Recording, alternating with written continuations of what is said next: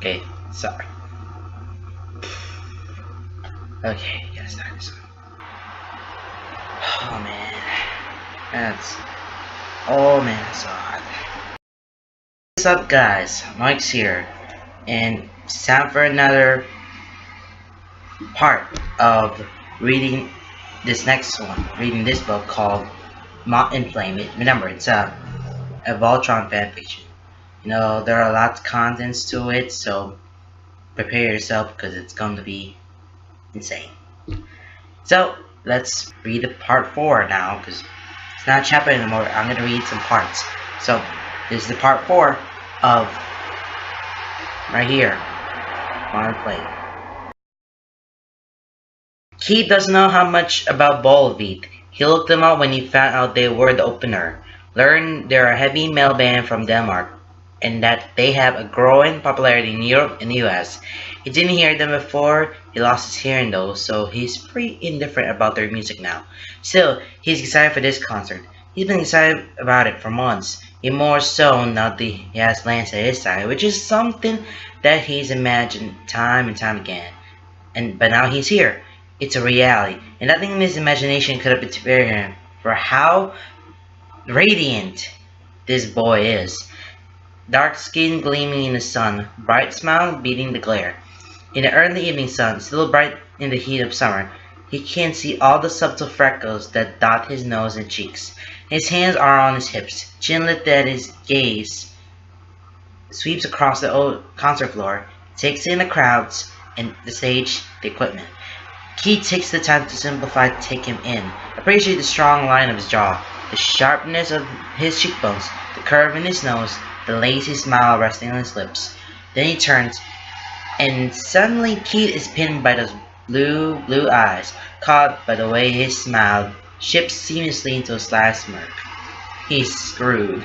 He's so screwed. God, he wishes he was screwed. He feels dazed, and he knows it has nothing to do with the heat or the sun, but he's sure as hell gonna blame it on that anyway. He's completely blanks and doesn't comprehend what Lance says next. His eyes are on his face, but his mouth moves without any understanding on Keith's part, and he only catches the tail end of what he signs. He blinks, shakes his head briefly, then cocks his head to the side with a pinch to his brow and purse of his lips, making a simple gesture with one hand. Sorry. What? Lance rolls his eyes, reaching out and grabbing for Keith's wrist.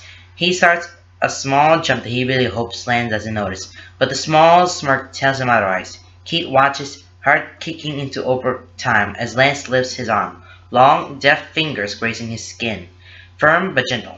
His smirk softens into something more thoughtful as he looks over Keith's new tattoo. Keith lets him turn his arm this way and that, goosebumps raising on his arms as Lance almost absently caresses the skin near the ink. It's healing nicely, he stands with one hand, the other hand still holding Keith's arm almost reverently. He straightens the eyes still on his arm as he nods, his cocky smirk spin. I really outdid myself this time. Keith feels small outside the corner of his lips, but says nothing. He agrees, completely. But Lance's ego doesn't need his confirmation. You have really nice skin, he says, looking thoughtful. Keith stares. Lance stiffens a moment later, eyes flicking up to Keith's as his fingers goes blank. They stare at each other for a moment. 2. People pass by them. AC/DC echoes around the stadium from the pre-show radio station. The corners of Lance's lips twitch. That sounded really creepy, didn't it? Keith can't help the wide grin that stretches his lips. He nods. Keith looks like he groans, running a hand from his face before quickly saying, Okay, all creepiness aside, I meant, you do have nice skin. It looks nice. That's still creepy. It takes ink really well. Tattoos look nice on you. What I mean is, Keith is laughing. It bubbles out at him without his consent. Lance's hands get more and more frantic as he tries to explain, but Keith isn't watching anymore. He bends over, one arm wrapped around his stomach as the other hand braces himself on his knee. He's too cute.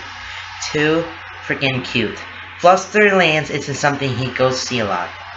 And holy, will it be the death of him? When he straightens, wiping the edge of his eye, he's still grinning. His cheeks hurt with it. Can feel it crinkling his eyes. Lance's lips are pursed into a small pout. Nose wrinkled and red face. He looks flustered, but there's something else there.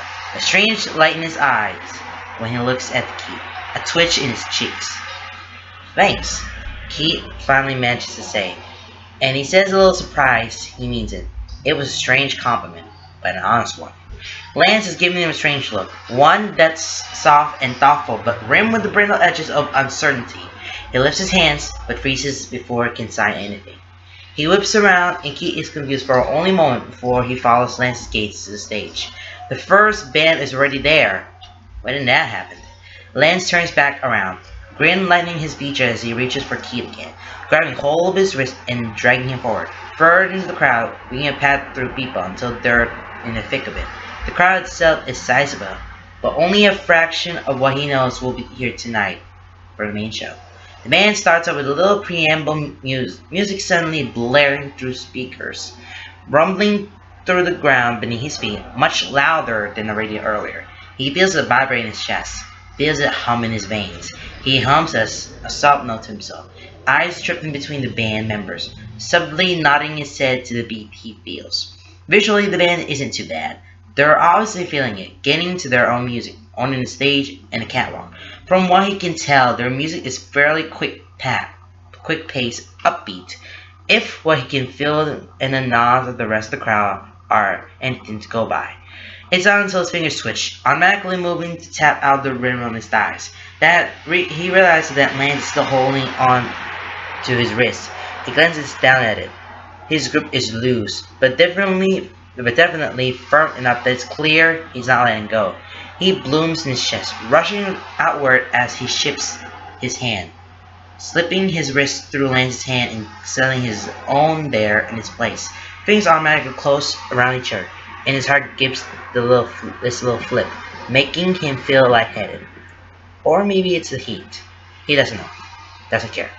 When he risks a glance up, sheepish and shy as he looks through his lashes, Lance isn't looking at him. But there's the smallest of smiles reflecting in his eyes, lifting his cheeks. His lips, however, are moving. Keith tugs on his hand to get his attention, and when Lance looks, he signs with his free one. You know this band? Lance shrugs, half turning toward Keith and responds. Yeah, kinda stumbled across them on accident. They got a really unique sound, especially with the singer. You can really hear the Elvis and Johnny Cash influences. Keith's lips work into a weary smile. Sounds interesting.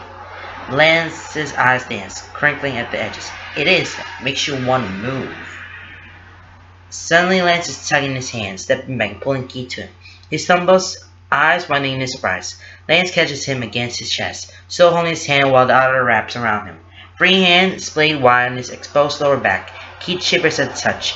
He looks up, breath catching in at their nearness. Lance smiles, and it sucks the air out of his lungs, leaves him weak at the knees and leaning further into his hole. Good Lord, he needs a drink. Or 20. Dance with me, Lance says, not bothering to remove his hands and relying solely on Keith's ability to read lips. He catches it, and it probably has a lot to do with the fact that he's using lip reading as an excuse to stare at his mouth. His pretty little mouth, lips that he wants to bite and bruise.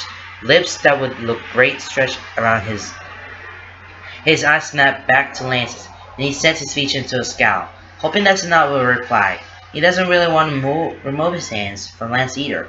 Lance, however, doesn't take his scowl seriously, or perhaps simply doesn't care, because a moment later, he's pulling Keith around. They don't really have room to dance, nor is this really music one can conventionally dance to. At least Keith doesn't think it is. Still, that doesn't stop Lance from trying.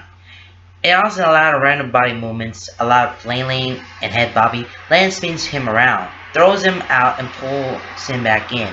It's dramatic enough in the movements that he has to keep laughing.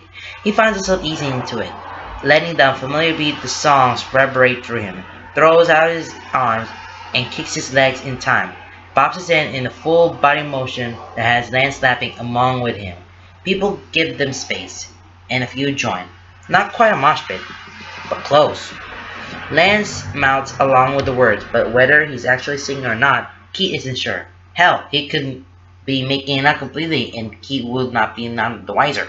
Either way, Lance serenades him, holding eye contact so Keith knows the performance is just for him, making his expressions and looks far more exaggerated than necessary to make up for the fact that Keith can't actually hear it.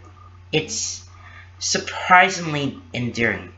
Keith doesn't know much about Volbeat, but he supposes they're not so bad. Okay guys, that is a very interesting part there, but there is a lot of dances, listening to the beat that Keith and Lance were enjoying, and I really thought that it was nice that they enjoyed the concert that much.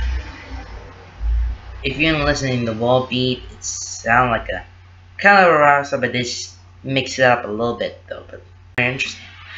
Okay guys, that is the end of this video, and yeah, I'm gonna see you guys next time, so you know what to do for both of them, and yeah, see you guys next time. Bye.